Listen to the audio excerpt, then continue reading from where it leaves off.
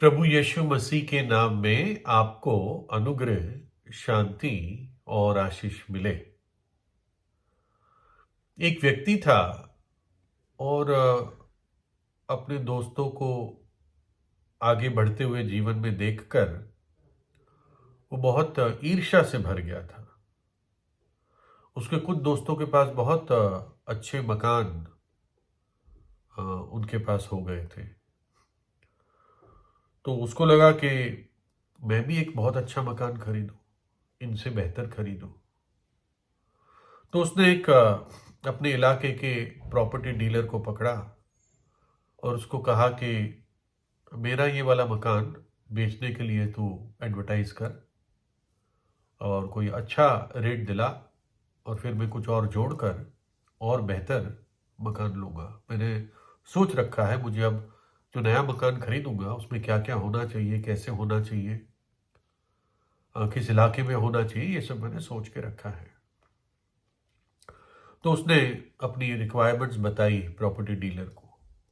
तो property dealer ने कहा ठीक है साहब, कुछ दिनों बाद हमारे सामने कोई अच्छा मकान आ जाएगा। तो वो ये दिन थे जब इंटरनेट का ज़माना नहीं था, लोग अखबारों से ही अपना काम करते थे। तो ये व्यक्ति जिसको अब नया मकान चाहिए था और अपना पुराना बेचना चाह रहा था, ये अखबार के क्लासिफाइड सेक्शन में पढ़ रहा था जिसमें एडवर्टाइजमेंट्स होती हैं। तो देख रहा था कि कौन कौन से मकान सेल पे लगे हुए हैं। तो उसने उसका ध्यान एक मकान पे पड़ा और उसने जब उसका वर्णन देखा, डिस्क्रिप्शन देखा, साइज देखा, तो उसको लगा कि यार ये तो बहुत ही सही सटीक मकान मेरे लिए होगा।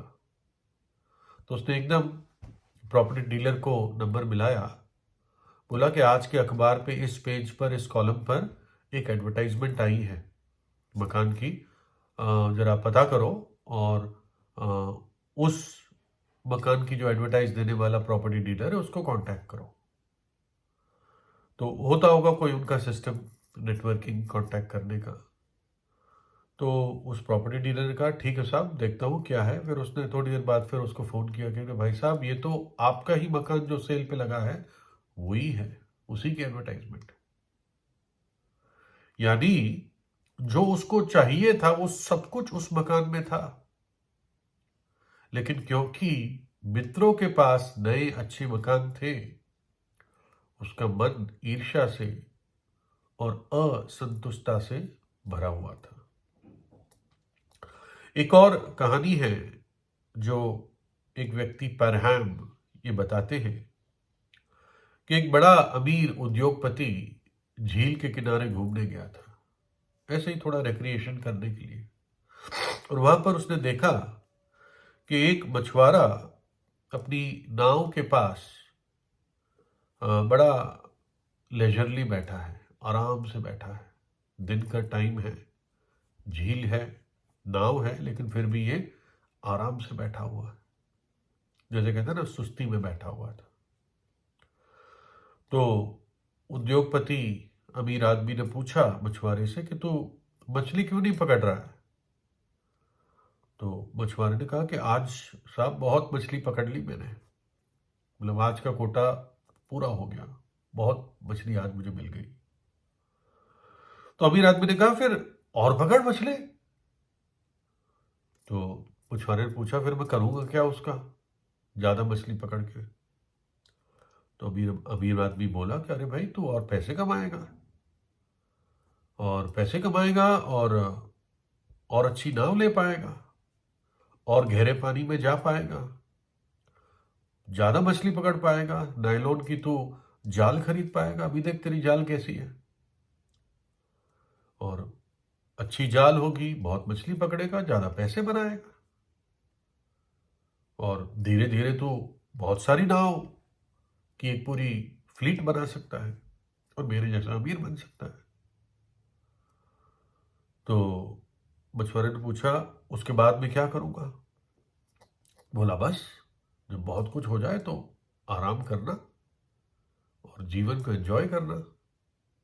मछुआरे ने बोला तो तुम क्या सोचते हो अभी मैं क्या कर रहा हूं।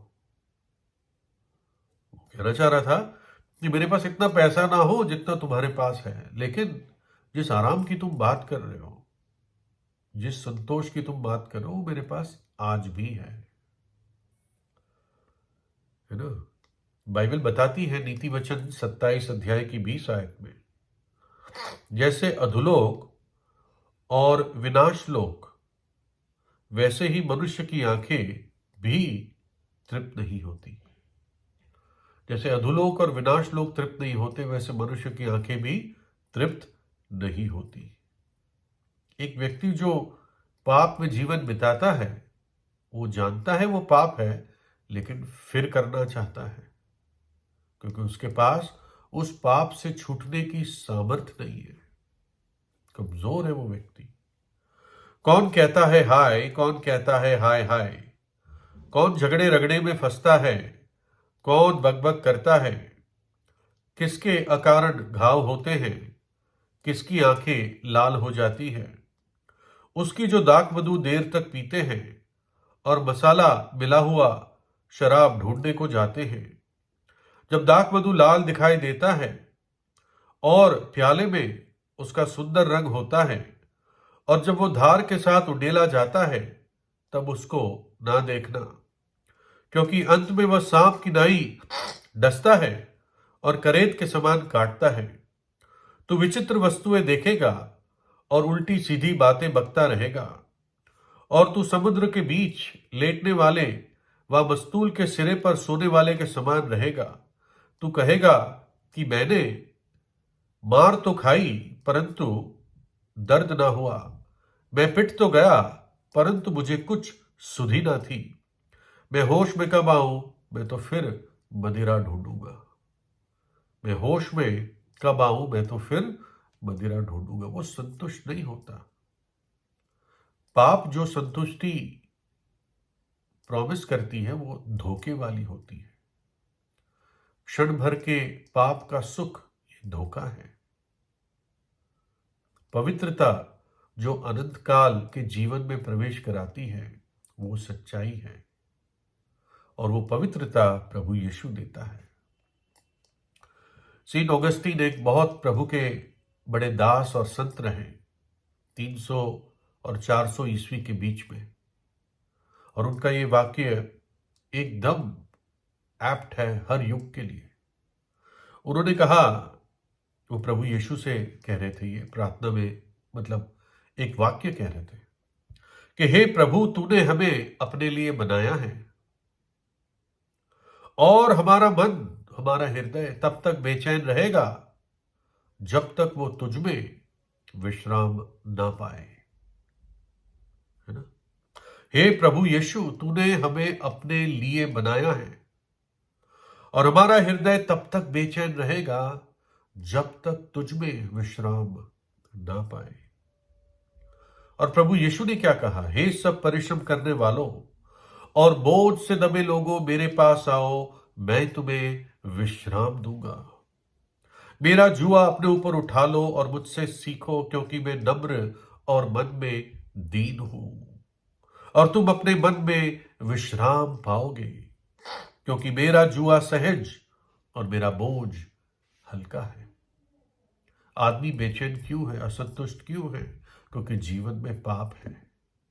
सब कुछ होने पर भी वो असंतुष्ट और बेचैन है।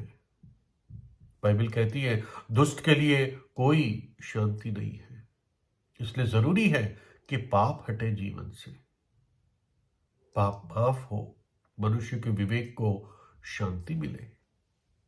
और इसलिए प्रभु यीशु मसीह इस जगत में आया, हमारे पापों को अपनी देह पर उठाया कलवरी के क्रूस पर, और परमेश्वर पिता के हाथ से जो न्याय और दंड पापों के लिए मिलना था, वो प्रभु यीशु मसीह ने, परमेश्वर के पुत्र ने अपने ऊपर उठा लिया और अपना पवित्र लहू बहाया, ताकि जो कोई उस पर विश्वास करे उसके पाप धुल सके, उसके पाप माफ हो सके, और वो व्यक्ति नाश न हो परंतु अनंत जीवन पाए। कहता है, मैं तुम्हें विश्राम दूंगा। वो संतुष्टि परमेश्वर खुद देता है जब वो हमारे जीवन में प्रवेश करता है। और प्रवेश कब करता है? जब हम प्रार्थना करते हैं, प्रभु यीशु आप मेरे हृदय में आए, मेरे प्रभु और मेरे उद्धारकर्ता आज से बन जाए।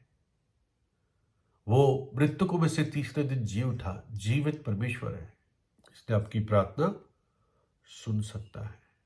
वो खालीपन, वो खोखलापन जो आपके मन में है, वो केवल प्रभु यीशु, उसका आत्मा भर सकता है। तब तक मनुष्य बेचैन रहेगा, और जब आप उस शांति के राजकुमार यीशु को अपने हृदय में बुलाओगे, तो अद्भुत शांति और खुशी और भविष्य के लिए आश्वासन और निश्चय होगा। क्योंकि जो कोई यीशु के पीछे आएगा, वो अंधकार में ना चलेगा, परंतु जीवन की ज्योति पाएगा। प्रभु यीशु आपको आशीष दे।